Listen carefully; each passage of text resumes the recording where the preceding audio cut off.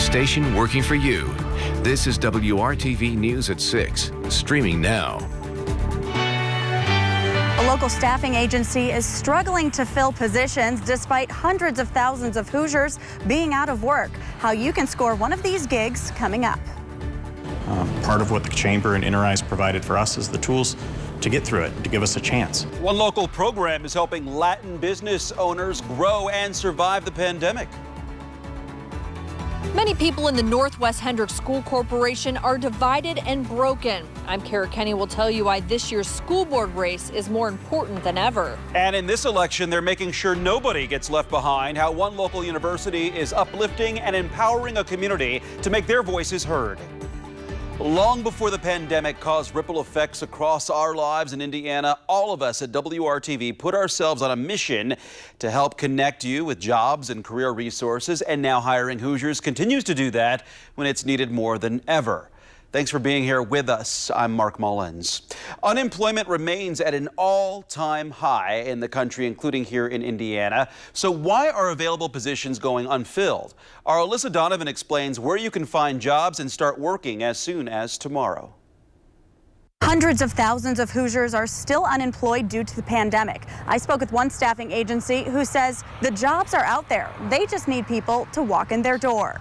I went through the whole ordeal with unemployment and trying to find a job. Like many, Danielle Garrity lost her job due to the pandemic and was unemployed for 2 months. Luckily, I found this place and now I'm able to help other people find a job. She's one of several people working at the job center to fill positions in central Indiana.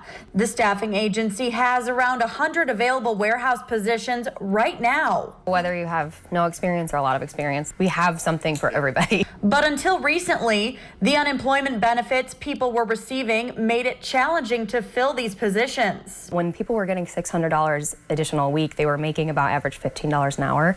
So our jobs range from $11.50 to $18 an hour. Some of our positions technically paid less than they could get paid to sit at home. Now that the amount on the unemployment checks has decreased, the job center is starting to get more calls. Sounds good. I'll see you at 2 o'clock. People who need to return to the workforce. You come into my office, so we can go ahead and do your drug test and then give you the paperwork. Maribel Garcia just placed someone in a new job this afternoon. He'll be starting tomorrow. They're really happy, and that makes me feel good because I know that I made somebody's day. You know, they're going to be able to have a job and be able to provide for their family.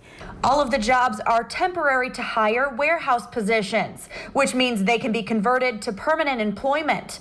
The jobs are in Plainfield and Whitestown and pay between $11.50 and $18 an hour. We're really trying to help them build their future and their careers. I'm Alyssa Donovan, WRTV.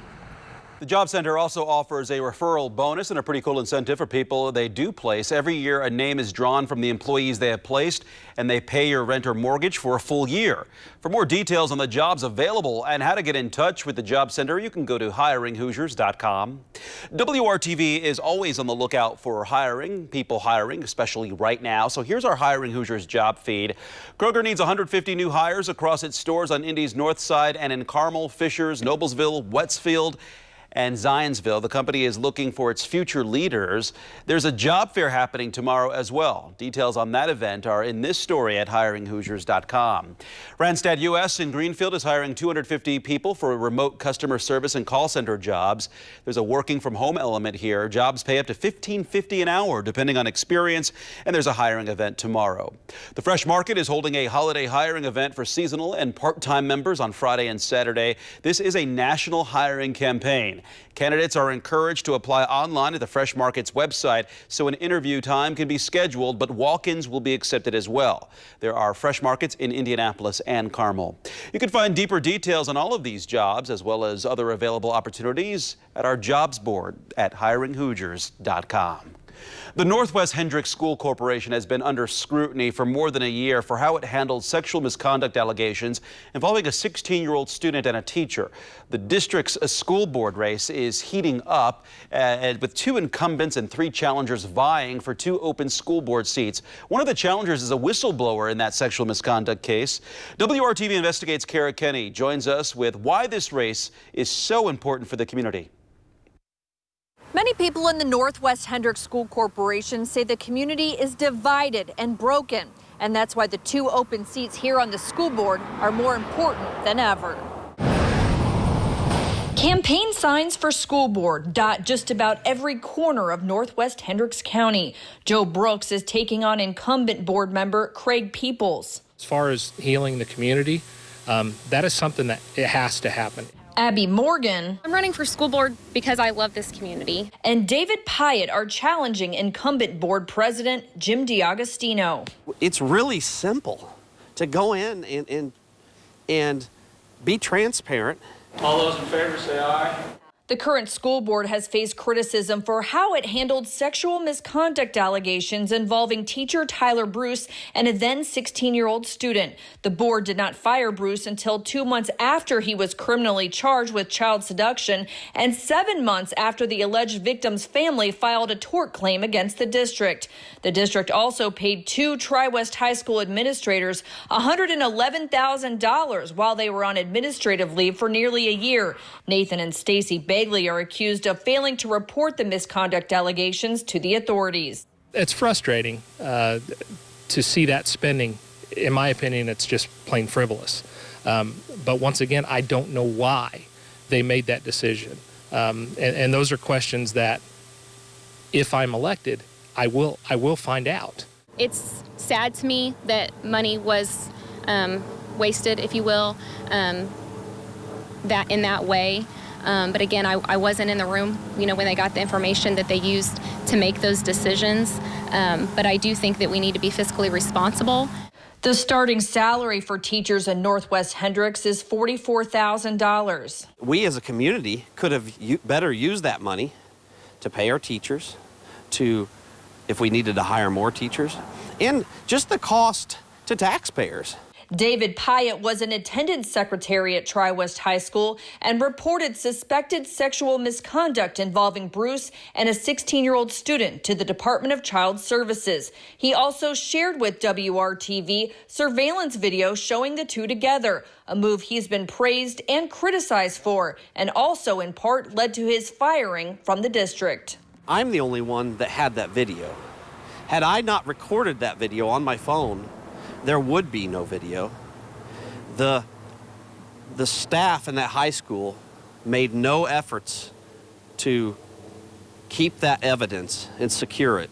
Abby Morgan says she was not involved in the situation, unlike her opponents, Pyatt and DiAgostino. I'm the option for the taxpayers and the community members that are saddened by the state that we're in, are concerned for our school system, and want to move forward together.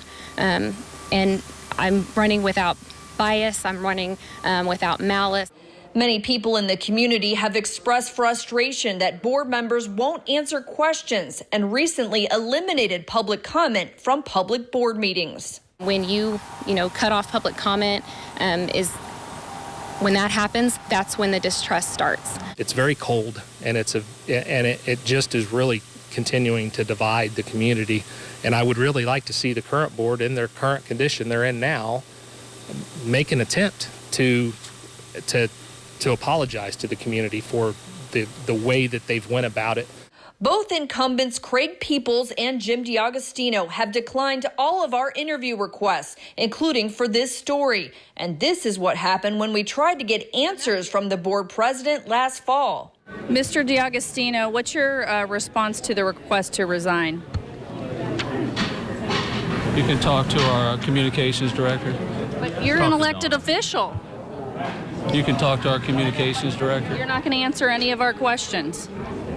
You can talk to our communications director. Last fall, the district hired communications consultant Donna Petrates. She makes $750 a day plus mileage when she's doing work for the district. Instead of saying move forward, let's get in there and make sure we've gotten everything, do a full investigation, get all the information out, and get it done with so we can move forward. All three candidates plan to increase communication and transparency. They say the Northwest Hendricks community needs to heal. The question is when and how to do it. Working for you, Kara Kenny, WRTV. If you'd like to hear more from the candidates, check out our hour-long candidate forum in this story on the WRTV app and at WRTV.com. Tyler Bruce and the Begleys have denied the allegations against them. The Begleys were fired from the district this month and are expected in court next month. Bruce also has a court hearing next month. A predominantly black institution in Indiana is helping people register to vote today before next week's deadline. Part of Martin University's mission is to uplift and empower the Martindale-Brightwood neighborhood in Indianapolis. WRTV's Stephanie Wade explains how they're doing that during such difficult times. Today, Martin University isn't just helping students register for classes next semester, but also register to vote. Some people just don't really think about it, how their one vote can really play a part. So we want to be sure that as an educational institution that we also make sure that not only are we educating people academically in their degree fields, but we're also helping them be civic minded. All folks have to do is fill out this form, the highlighted sections here, and then Martin University will scan it and fax it into the county for you. But I encourage everyone to get out and vote. You can't change some people's minds, and you can. So just that one vote will count. The university also giving back to their Martindale-Brightwood community today by holding a fresh produce food giveaway in partnership with Eskenazi Health. As the only predominantly black institution in the state, their mission is to uplift the community, especially during times like these. Stephanie Wade, WRTV. Stick around with WRTV tonight for one of the most highly anticipated debates in years, the first presidential debate live between President Donald Trump and former Vice President Joe Biden. Everything starts at 8 p.m. right here on WRTV. And WRTV is working to make sure you have everything you need to be ready before the November right now online. Our 2020 election guide is there to help make sure your vote counts. Keep a tab open at WRTV.com/vote in 2020. Pretty perfect fall weather today as WRTV photographer Shay Goodpaster caught up with a man who was doing some trimming in the sun there. A great fall day. A lot of people outside enjoying it if they could, Kevin. And Mark, I lost you there just a little bit, so I'll just start. But you mentioned the sunshine, getting some yard work done. We had sunshine in the morning. The clouds pick up in the afternoon. And temperatures, they're in the low 60s. The exception in the eastern portion of the state, temperatures in the middle to upper 50s. The reason? There are some showers in the eastern portion of the state along Interstate 70 to south of Newcastle, north of Rushville, then southwest of Richmond. Also, you've had some rain Seymour to nearly Greensburg. Those showers will fade away.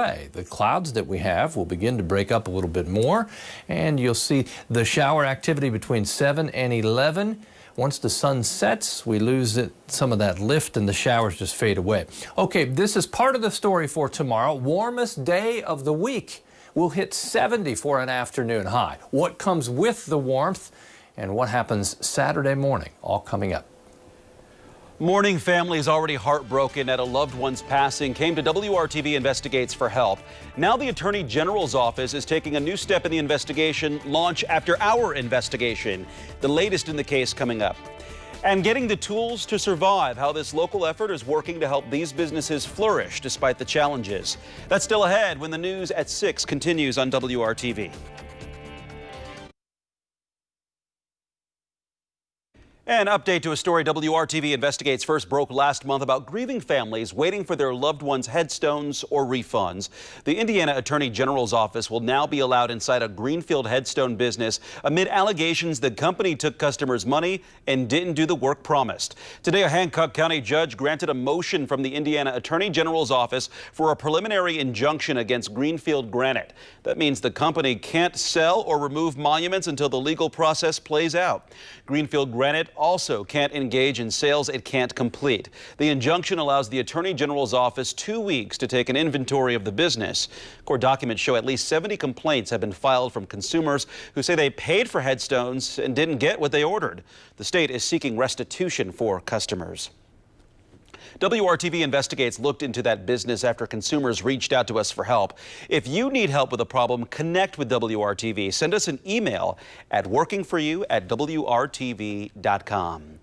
10 years gone in an instant. That's what the owner of two popular pre-pandemic lunch spots say happened to his locations. Sam's Cafeteria inside One America Tower is closing for good at the end of October. And Sam's Tavern at North Capitol in West Washington won't reopen after it closed back in the spring when the pandemic shutdowns first began. Owner Ed Sam says revenues just about completely disappeared as nearby businesses closed and former lunch customers worked from home. Sam's owns 12 other restaurants in central Indiana and says they will continue to work with Second Helpings to provide free meals to those who need them, something they've done since the start of the pandemic. It's unlikely that 41% of Indiana's restaurants will still be in business by next March as a result of the COVID-19 pandemic. That's according to the Indiana Restaurant and Lodging Association. And 46% of Indiana operators say it's unlikely their restaurant will be in business if there are no additional relief packages from the federal government. So let's check in on how Indiana is doing right now with COVID-19. The Indiana State Department of Health reports 20 new deaths with people with COVID-19. Since the start of the pandemic, 3,385 Hoosiers have died of the virus. Indiana is also reporting 761 new cases of COVID-19 today. We're at a rolling 7-day average of 928 cases a day. On average, daily reported cases in Indiana are still running much higher right now than they were a few months back, and that's been the case for a while. Nationally, there have been reports in some places like Green Bay, Wisconsin, of hospitals getting close to capacity as COVID-19 cases increase there. That doesn't seem to be the case here in Indiana. State Health Department official says that most days we've got about 40% of our ICU beds open in Indiana. All right, I'll start with a bold statement here. I think we're more likely to see snow before we see our next 80-degree day. How about that? Last time we saw 80 degrees, September 17th. We're a far cry from it right now. Temperatures in the 60s, 64 in Muncie, 63 in Columbus. Temperatures across central Indiana. Next several days will bounce around. We're up tomorrow, warmest day within the 7-day planner, and then we're down Thursday and down more Friday to end the work week. The story tomorrow, especially kicking in the afternoon, will be the wind. It's a relatively warm wind tomorrow that will help us get temperatures warmer, close to 70, but will gust close to 30 miles per hour or higher through the day. There's your wind. Out of the southwest, may change a little bit in the evening hours. Strong wind leads to warmer temperatures, but just for tomorrow. Briefly warmer is the way I would put it, because we're set to slide down the other side as we get to Thursday and Friday. Should be dry tomorrow. We did have those pop-up showers today. They're a little more likely to return Thursday. There are some of the isolated showers that develop during the day Thursday as the colder air returns. Temperatures will be in the lower 60s for afternoon highs as we get to Thursday. Friday, temperatures even cooler as a second cold front comes through. Look at the temperatures. The overnight lows will slide into the 30s, and I think Friday night into Saturday morning with a clear sky and light wind sets the stage for patchy frost across all of central Indiana. Temperatures then snap out of the 30s. We'll be back into the 40s for overnight lows, as you can see, in the next several days. So the leaves will start being, start flying across central Indiana as we shake them off the trees tomorrow with those 30-mile-per-hour gusts. Mark? All right, Kevin, thank you. Helping Hispanic and Latinx businesses succeed. That's the goal of a new program through the Indy Chamber's Hispanic Business Council. It's called Accelerate Latinx. WRTV's Megan Sanctorum spoke with a recent participant about how this program is helping her. This is Deanna Kay. Originally from Colombia, she now calls Indianapolis home and runs a company called Elite Management Services, which provides valet parking for a number of restaurants, hotels, and casinos. She's also a recent graduate of the Accelerate Latinx program. Initially, we thought we were getting the tools to grow our business, and then we realized we were getting the tools to survive during COVID.